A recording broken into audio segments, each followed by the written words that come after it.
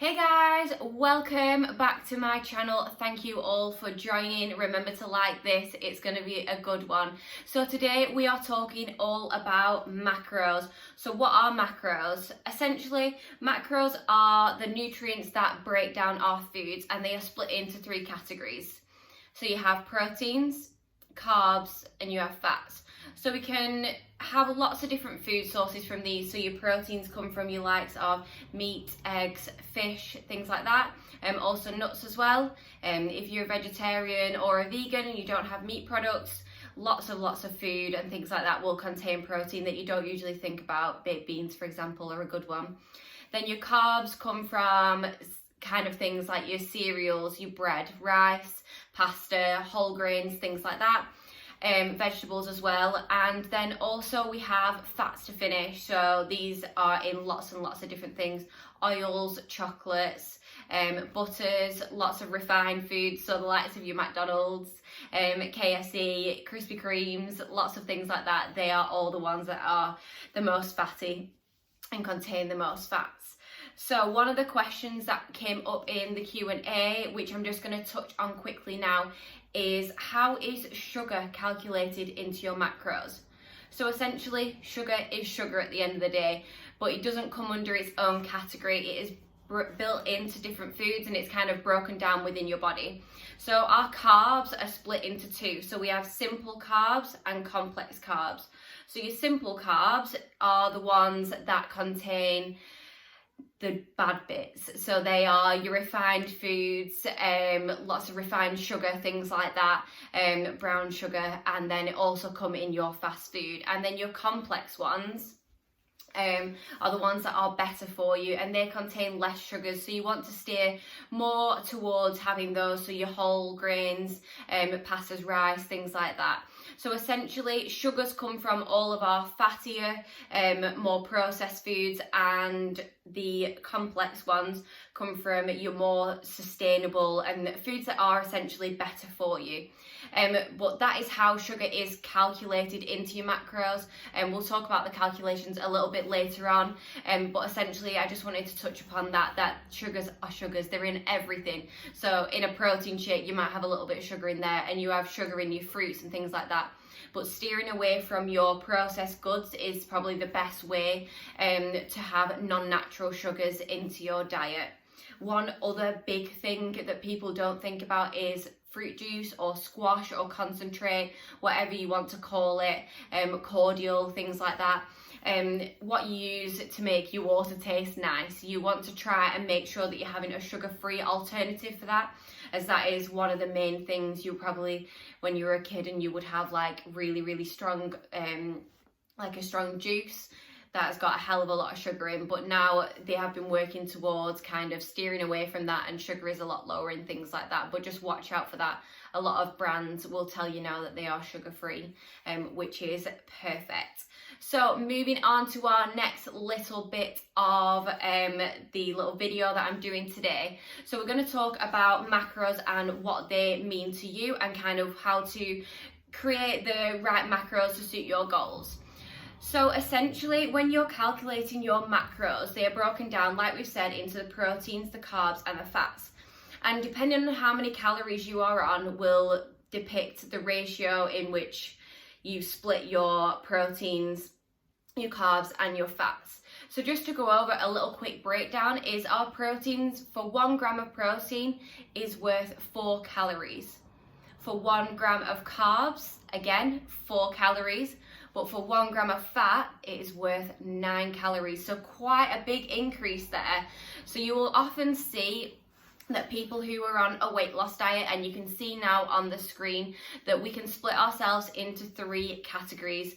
So we're split into weight loss, into maintain, and into a muscle gain phase.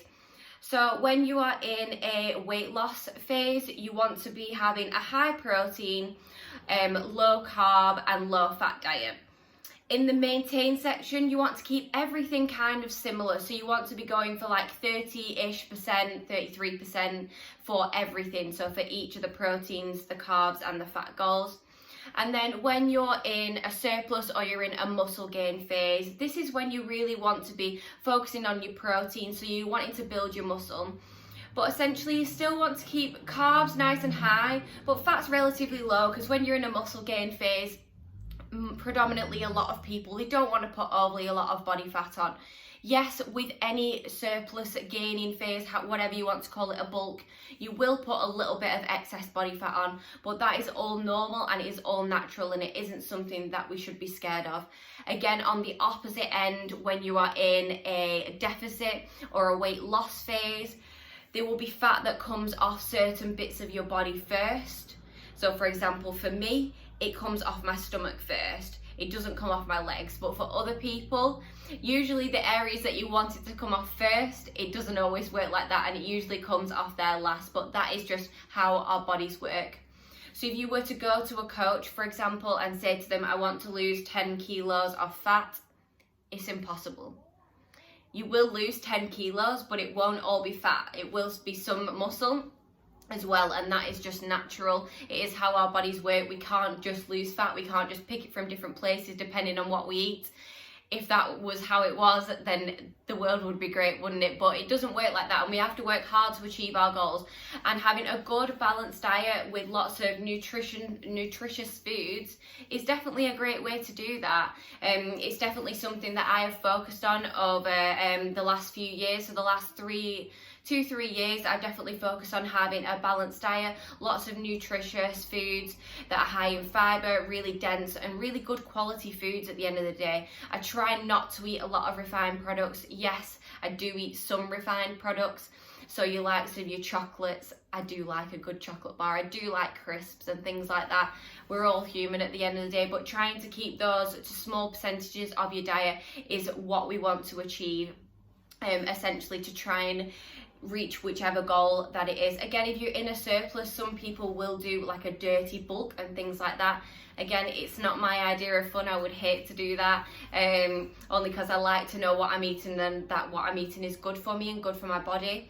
But essentially, it isn't the way forward that I would go. But on a bulk, you're always going to add a little bit of fat just from eating more high fatty foods and foods that are high in carbohydrates, or you're having more carbohydrates as a whole.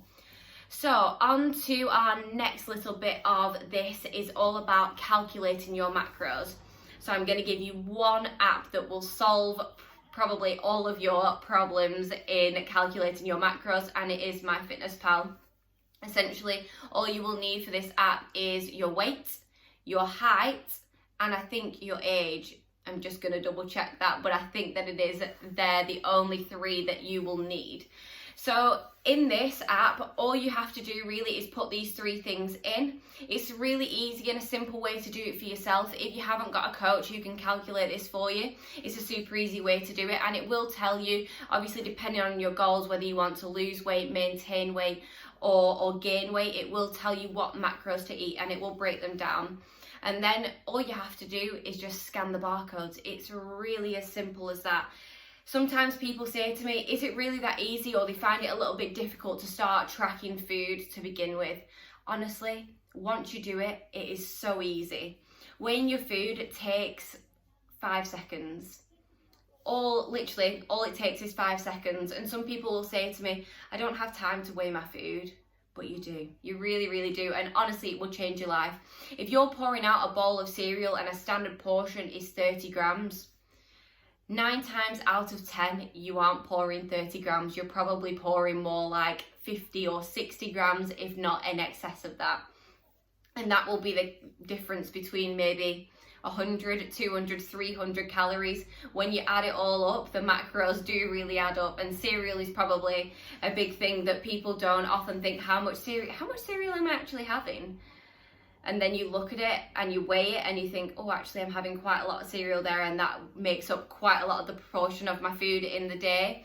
And cereal isn't a big filler, so you will eat a bowl of cereal and in 10 minutes you're hungry again, unless you're having maybe a Weetabix, which is a little bit more complex.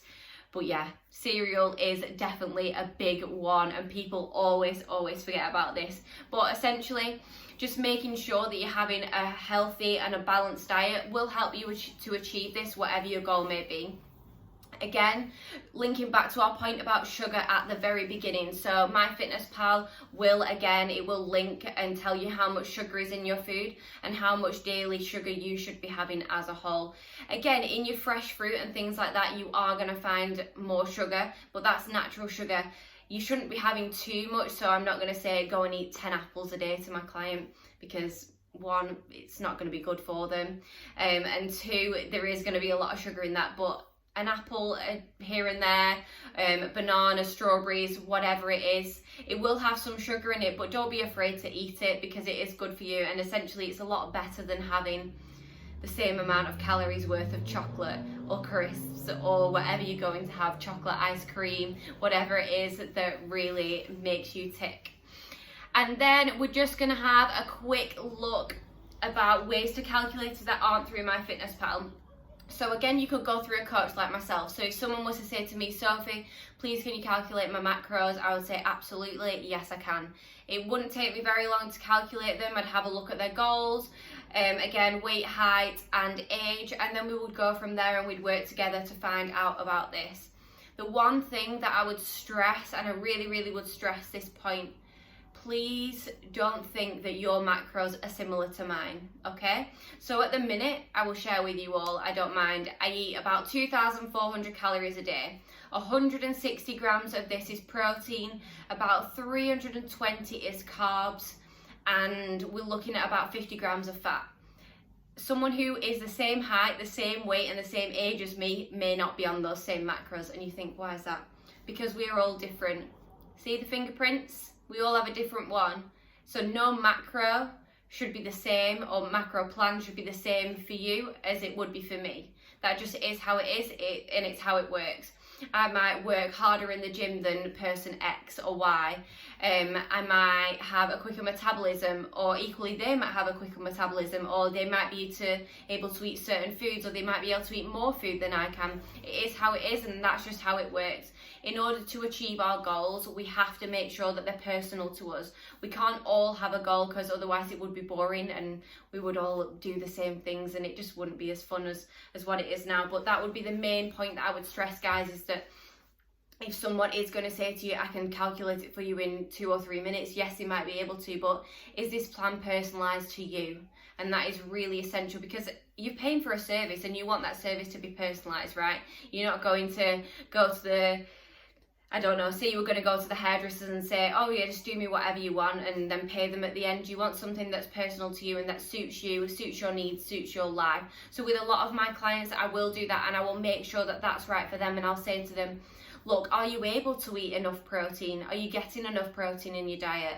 Because a lot of people find that they don't get enough protein in the diet, whether that's from just your normal standard food, so meats, fish, eggs, things like that, or whether they're actually getting it from an alternative source, or whether it's from the likes of whey, so a whey protein instead. Again, it doesn't essentially matter or make a difference where you're getting the source from, but having enough protein in your diet is definitely essential. Same again, having enough fat and carbohydrates in your diet, and also fibre as well is a big one. That's really good for digestion and things like that, to obviously make your body work well and work how it wants to do. So guys, that was a little bit of a quick snip onto how to best calculate your macros. If you have any questions, always remember that my DMs are open. Please drop me a message anytime. You know that I don't mind, guys. I'll always help anyone to achieve their fitness goals. I think it's really important. I hope you enjoyed this, guys. Remember to like it, subscribe, and I will see you all the same time next week. Bye, guys.